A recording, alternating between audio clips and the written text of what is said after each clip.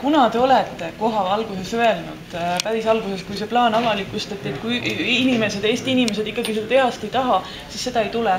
Mida meie Eesti kodanikud peame tegema? Praegu me näiteks saadame teile protestikirju, 100 kirjad tulevad päevas. Mida me peame tegema selleks, et anda teile see signaal, et me ei taha seda tehast? Kui me näiteks hakkaksime allkirju koguma rahvaalgatuse keskkonnas isikukoodidega, mitu allkirja me peaksime koguma, et seda tehast ei tuleks Eestisse?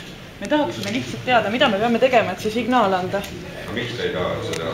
Miks me ei taha? Me oleme korduvalt rääkinud. Me ei ole nõus Keskkonnaministeeriumi ja praeguse valitsuse vaatega meie metsanduspoliitikale. Me leiame, et raiemahud peaksid vähenema ja see jutt, kuidas see tehas ei mõjuta mitte kuidagi raiemahtusid, ka siis, kui neid hakatakse vähendama.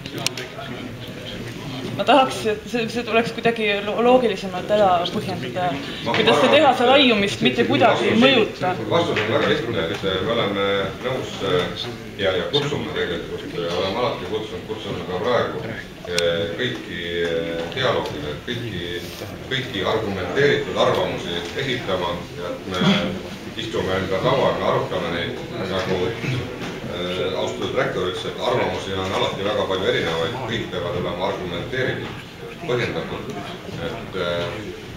Et kui nüüd küsida, või nagu te küsisite, et mida Eesti rahvas peaks tegema selleks, et seda tehast ei tuleks, ma arvan, et peaks esitama argumenteeritud faktid, mis muudab selle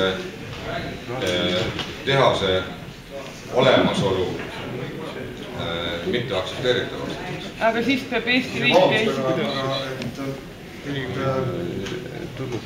Te olete küsimuse esitanud juba 2 nädalat teist korda, aga teie viimane küsimus on sellest väga tänuväärne, et meenutas mulle anekdoodi sellest, kuidas erinevad inimesed tõlgendavad täpselt samasugust informatsiooni täiesti erineval moel ja teie lahke loolu lõpetan selle debati täna siis selle anekdoodiga. Anekdoot nimelt on selline, et